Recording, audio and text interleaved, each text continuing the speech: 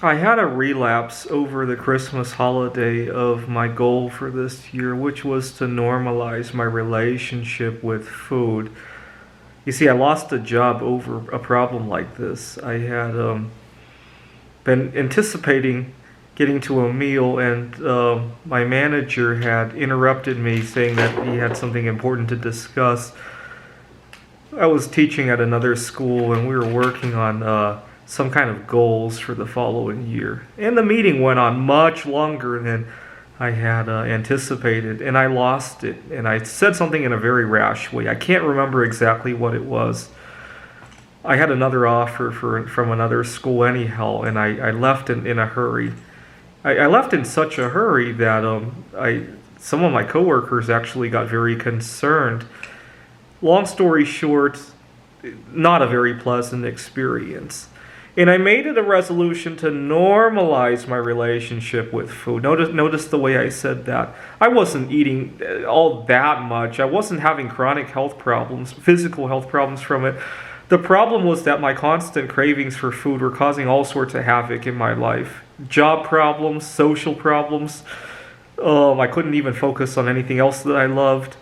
And my big wake-up call was that I couldn't even enjoy vacation anymore. I was traveling in Macau, and I kept fixating on foods that I was missing back home. Now, back in April, now we're working remotely. Back in April, I had another problem. I had a week where I was incredibly busy. I had multiple students. I work at a tutoring center. I had something going on at the university, and I had a paper that I needed to submit. And one day, I was working with one of my tutoring clients, and I really had to get some food, and it didn't go very well. I mean, it's kind of weird. Food doesn't taste right when you're trying to speak and eat at the same time. I wouldn't encourage you to try it because it doesn't taste good, and it's not going to make a good impression on whoever you're talking to. Obviously the camera was pointed away from my face. I was showing the student something on my worksheet anyway, so he didn't see me eating, but he clearly heard me. So neither activity went well. My food didn't go well, my tutoring didn't go well. And for some reason, I didn't lose the student. When I saw that he wanted to come back the next week, I breathed a sigh of relief, but I told myself I will never, never, never eat while working again, whether it be remotely or in the office. Never. And 8 months later, I have kept that resolve. The problem is yesterday I had a very unpleasant situation. What had happened was that, you see, it's so much easier for me to just not eat. If I begin eating and have to stop in the middle of a meal, my mouth will continue to water. I don't know if this is a biochemical issue or if it's a psychological one. If it's a biochemical one, maybe I'll just have to plan better. If it's a psychological one, then I definitely want to work more on it. If somebody knows a little bit about biology or psychology, please leave a comment about this. But it's so much easier for me to not even start eating. Even if I go to the store thinking about my favorite food and they run out, right? There's a pandemic and everybody buys every package. Even if that happens, that's a lot more bearable than if I take 2 bites and something happens, right? If I take 2 bites and my manager happens to see me while I'm walking home and wants to talk to me for half an hour, that is very unbearable. That is very unbearable. I don't know why. But yesterday, my manager scheduled a meeting with me at 4 o'clock. He needed to talk to me about filling in for somebody who was, one of our coworkers unfortunately contracted COVID-19. And he said, can you Zoom me at 4? He emailed me Christmas Eve. I said, sure. And I'm very close with the coworker, and I checked with her, and she was all right. A very mild case, but she wanted to take it easy.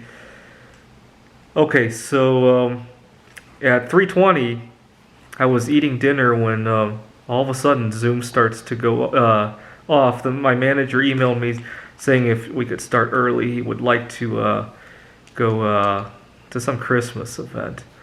And my heart started pounding out of my chest. I knew things like that used to cause me a lot of trouble. Maybe I should have given it a try. But things like that used to give me all sorts of trouble. What I should have done was braved it out, put down my food, maybe even put the food somewhere else where I couldn't see it, and answer the Zoom call. I really should have. I'm really kicking myself over it. This is why I've been recording so many videos about it. But I emailed the manager back saying, just a moment, I'm eating.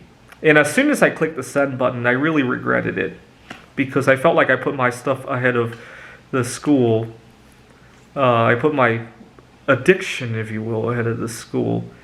I felt almost as if I had sent an email back saying, just a moment, I need to sober up, or I'm still high off of cocaine. I really felt like I sent something like that, akin to something like that.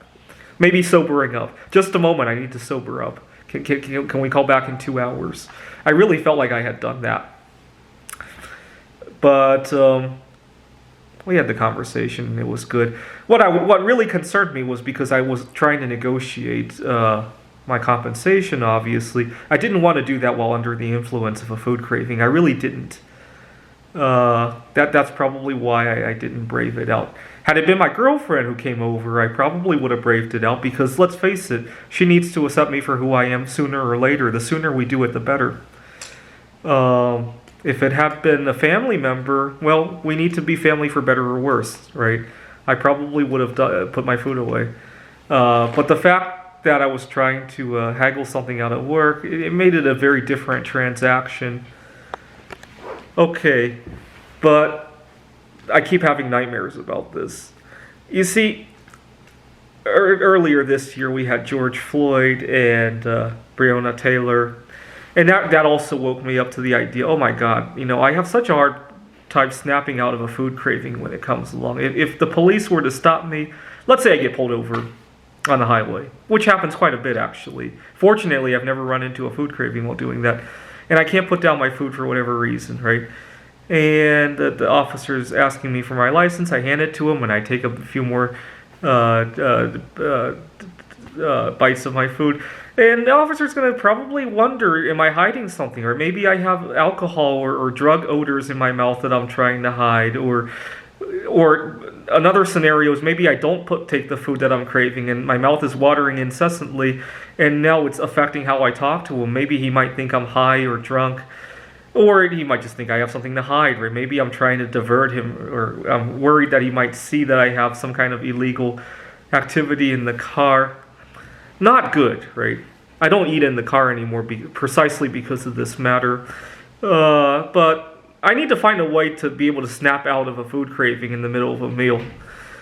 I've been doing I can fast easily. What I can't do is take 2 bites and realize that something is happening and I need to do something else. Like I mentioned, if I take 2 bites and my manager comes over, I don't know how I would have handled it. Or just like yesterday, right? I should have answered the call just to see where I am with my resolution. I don't know why I didn't do that. I think it's more important to learn than to gain, but I ignored my own advice. That was stupid. But yeah, if anybody knows why I can't seem to get my mouth to stop watering, I've tried all sorts of hacks. Whether they be to pretend that, earlier this week I recorded a video, sometimes you can pretend that you've changed the channel in your head. I was on Food Network, now I'm on The Apprentice, right? I need to go to work, right? Sometimes that will work, sometimes not. Sometimes you can bite your tongue a little bit, make it a little bit unpleasant to even think about eating. Sometimes it doesn't work. Yesterday it wasn't going to work for some reason. Sometimes you can trick yourself, right? One of my favorite lines to tell myself is, yeah, I want this food, but this discussion with my manager might be worth, let's say it's worth, depending on what I'm haggling, let's say it's worth $100,000, the way I handle the conversation. And then I try to think about how many packets of my favorite food I could buy with $100,000, right? All of a sudden, that immediate one doesn't seem that important anymore, right? Sometimes that will work. Not always, though. Other times, I just need to take time for myself. Can I come back to you in 10 minutes, right? All right, I had a little relapse this Christmas. Not the end of the world. At least I didn't lose my job. But I need to strengthen my resolve a little bit better for the new year.